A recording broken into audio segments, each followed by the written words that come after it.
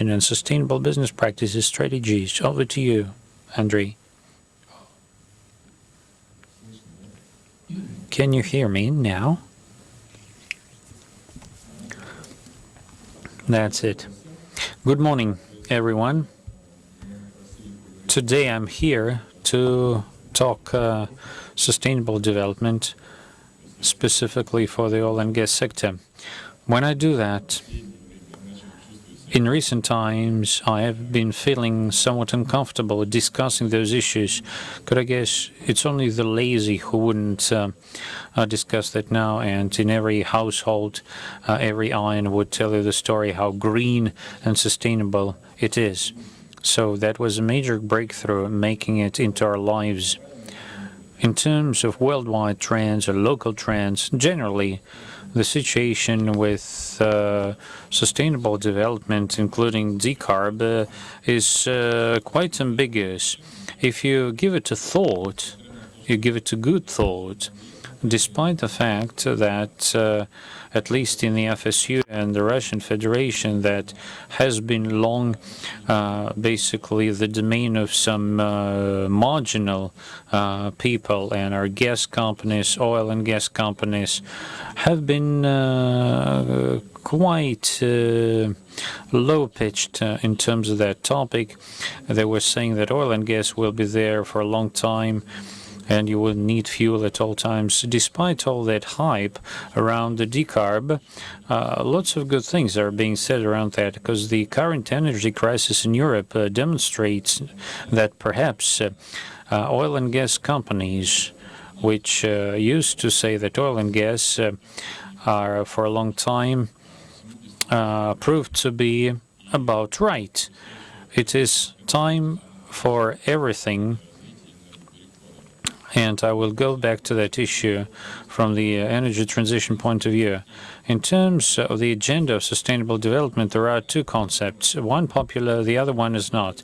The first one is that we are fighting climate change, and we need to do our utmost not to let it change. There are goals stipulated by Paris agreements, and quite recently they held the target event in Dublin, I guess, or in Glasgow, and many countries participated, so they believe that we are to decrease carbon emissions by 1.5%. No one is saying what the price of that would be. We appreciate that green energy and green products are more expensive now. At a recent conference, we talked with Sibor and Rusal. Investments are very high in that topic, but the question is who will be paying the price and who will be buying such products. Those questions are still open.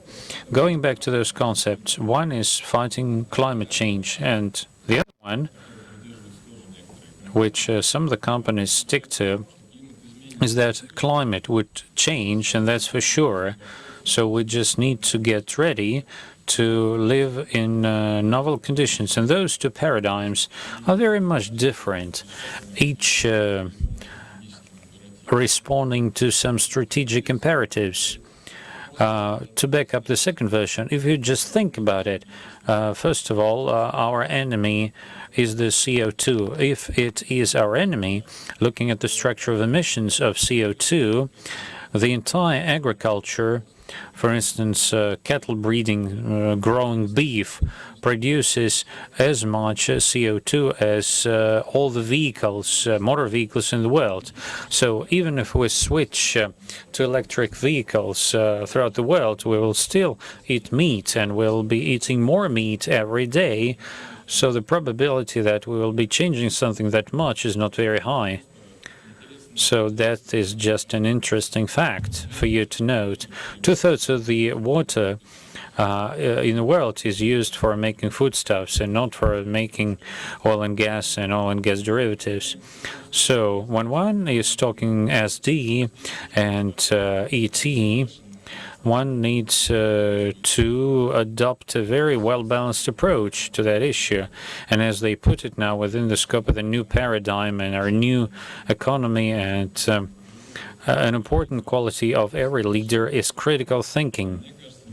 So I guess we should be about critical looking at what is happening now. Of course, energy transition will be taking place. Yes, we're moving towards energy-saving technology, but when it would happen and at what price it would happen and why we need all that, those are still big questions.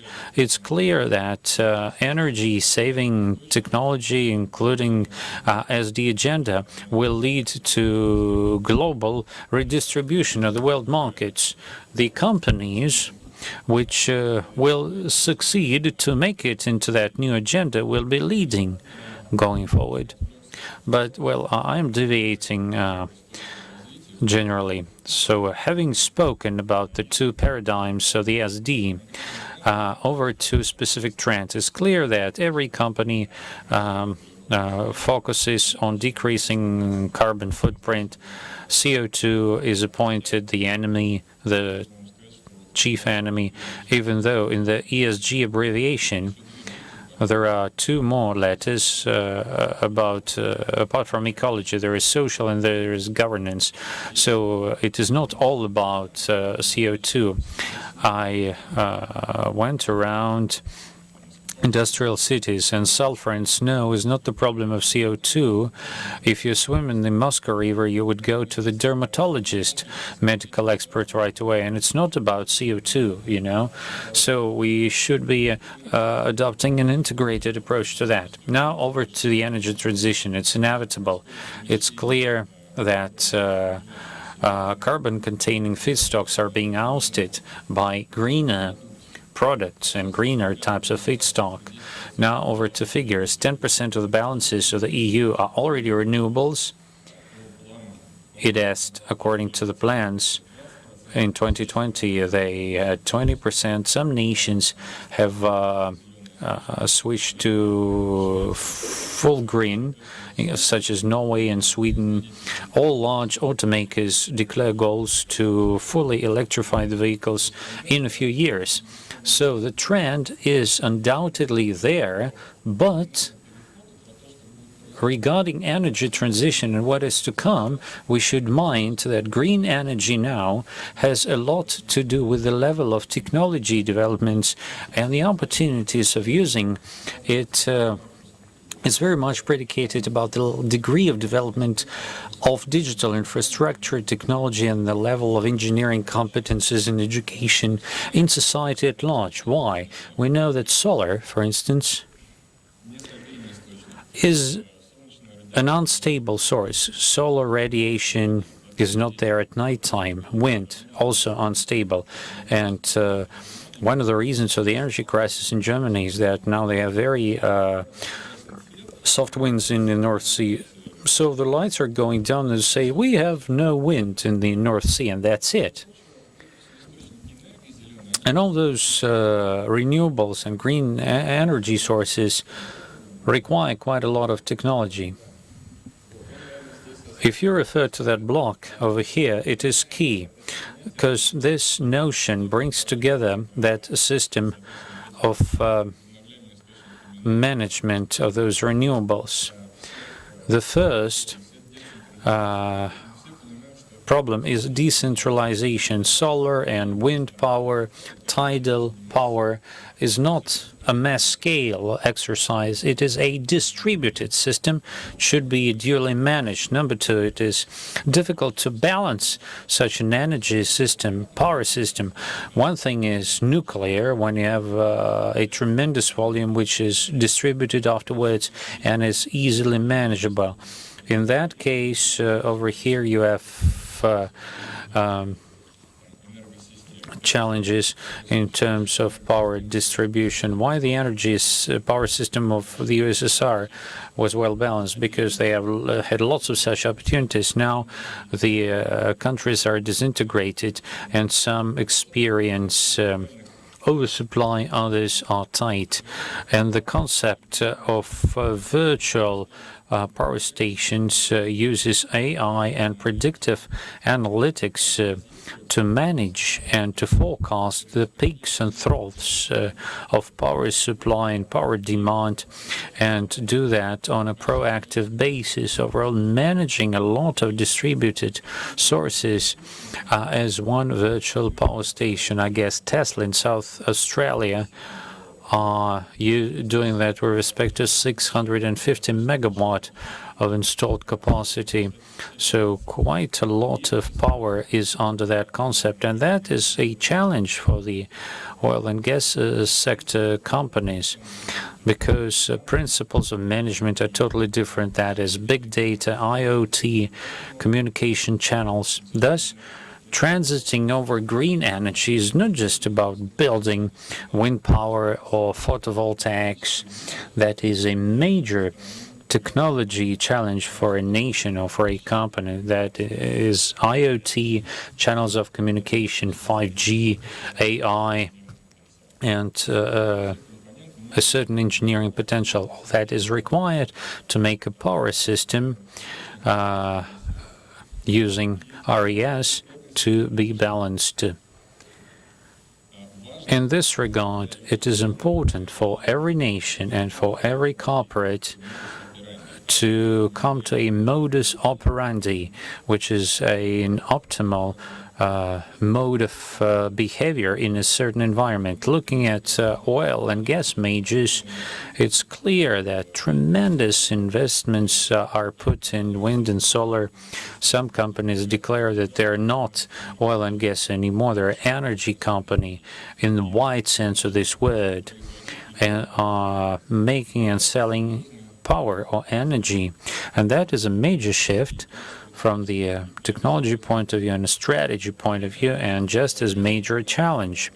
Of course, there are nations which are well endowed with resources, and they will be slower migrating to this model, trying to use the margin which they can make on the conventional sources to continue with alternatives. Countries well supplied with green resources, such as solar, wind, and hydro, might be developing more rapidly towards RES, but they will be impeded by the level of the total technological development. Just building something is not enough. So there is a kind of playoff in this area, because green energy, green power, indeed requires a certainly different level of technological advancements, and not everyone would do that. One of the conspiracies say that all that story is there to perpetuate the technology leadership of the nations which are already there, just because others will not be making it. Therefore, the export of technology will be reserved for those owning the technology, and this international worldwide race should indeed end up with a kind of new world we'll be all living in. And wrapping up, I have a favorite movie. It's called Carnival Night. It's an old USSR movie, and the lecturer there said, whether or not there is life in Mars, science doesn't know that. It's the same with us. Whether we like it or not, the energy transition is not important. We'll still have to do that. What is important is how we would do that, and how we would strike the sensible way of using the resources we have, capitalizing on our strengths and weaknesses. And it is important to be mindful and to adopt a well-balanced approach, relying on strategic advantages of your company, your climate, and your nation. That's it. Thank you very much.